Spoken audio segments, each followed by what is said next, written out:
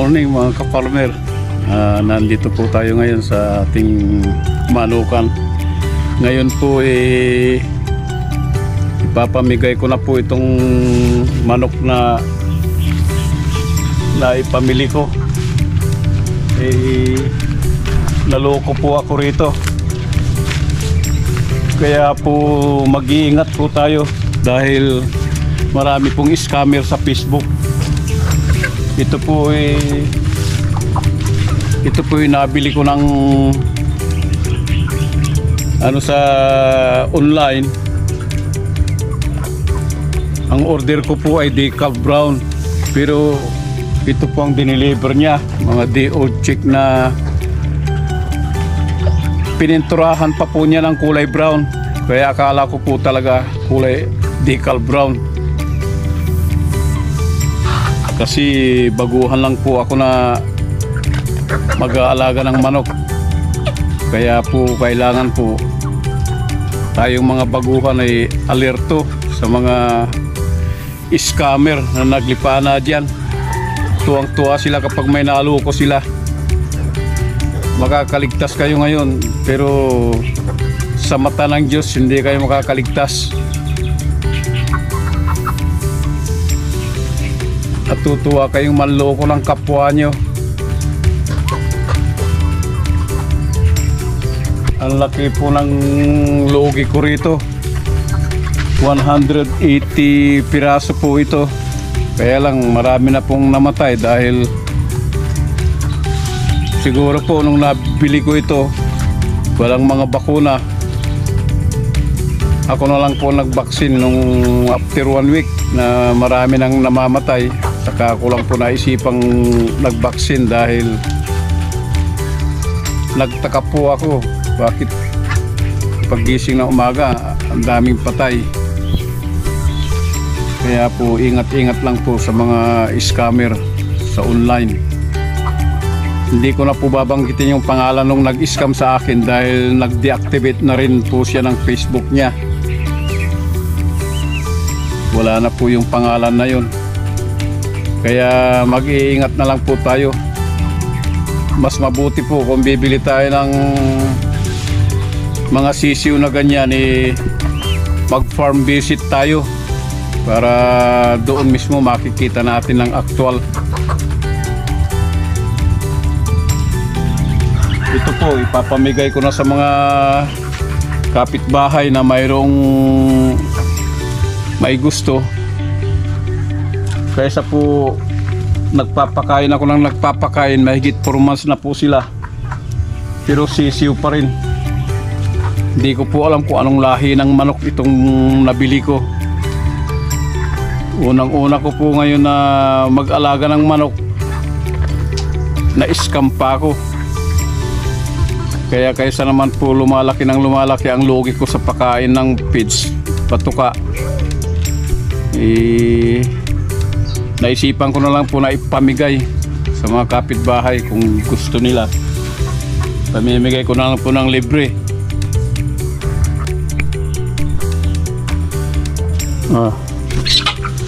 Yan, iuwi mo sa inyo ha. Dito.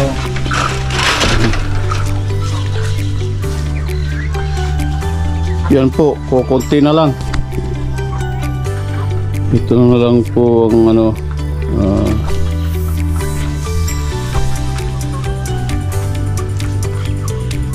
Joseph.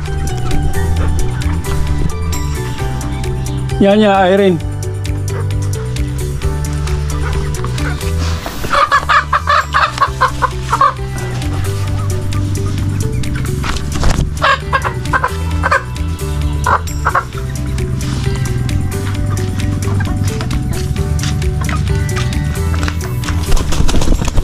Okay, lupa. From.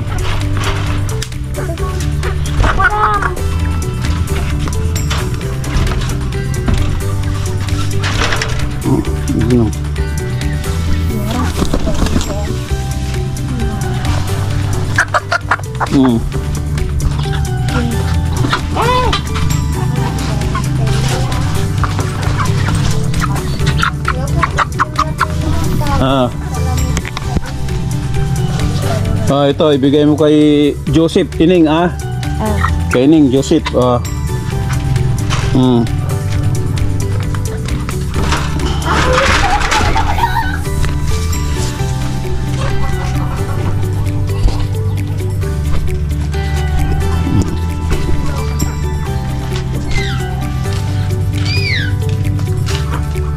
Wala na Hawakan mo. Bata niya. Dito na si Parts, mo tayo Parts ay wala na. Okay.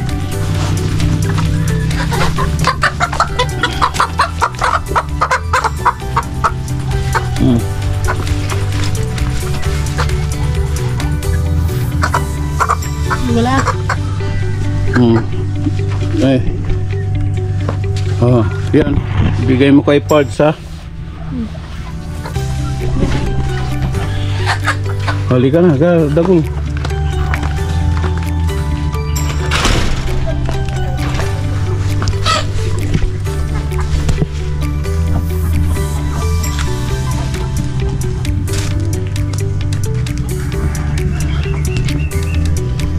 Yan po yung mga naipamigay natin.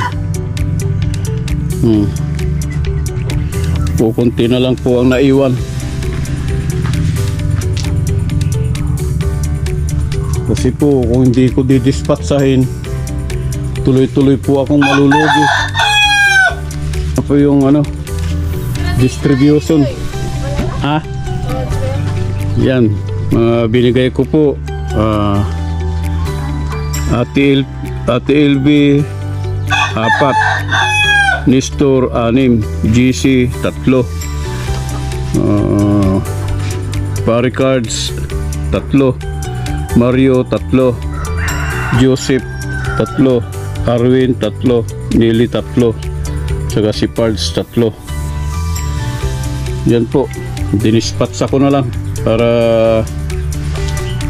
hindi ako patuloy na malulugi sa pagbili ng feeds. Papalitan ko na lang po ng ibang lahi, bibili na lang po ulit. Talagang ganun po, kaparmer, nabiktima tayo ng scammer. Kaya ngayon po alam ko na, makakapag-ingat na po ako dahil sa kalukuhan ng mga ibang tao. Wala silang iniisip kundi pang sarili nilang interes. Gusto nilang kumita sa napakadaling paraan na meron naman silang mga taong nasasagasaan. Ayaw nila lumaban ng parehas.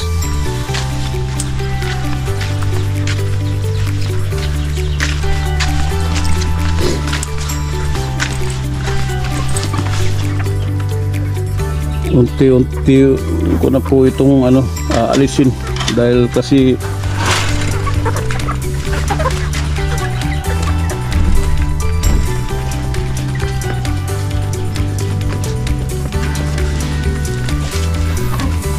malaking logi. Iisipin ko na lang po na natalo ako sa sugal kahit hindi ako nagsusugal.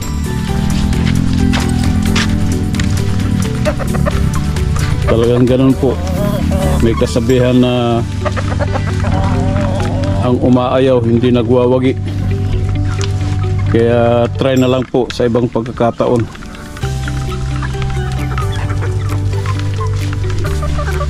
Hanggang dito na lang po. Maraming salamat mga kaparmer.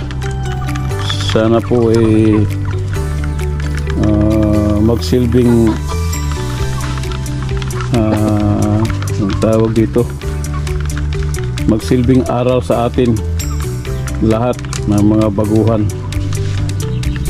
Huwag po tayo basta-basta magtitiwala dahil kasi po pera ang nakasalalay dito, puhunan. Mag-aalaga na lang po muna, pararamihin ko muna mga pato at saka itik, pato native na manok. para po mayroong maalagaan dito. Ito po, may 3 pabo po ako ditong alaga. Naglilimlim na po yung 2 inahin. Yun pong barakong pato, lalaking pato, nandun po sa dulo. Meron po ako ditong alagang 8 decal brown, isang tandang at saka 7 inahin.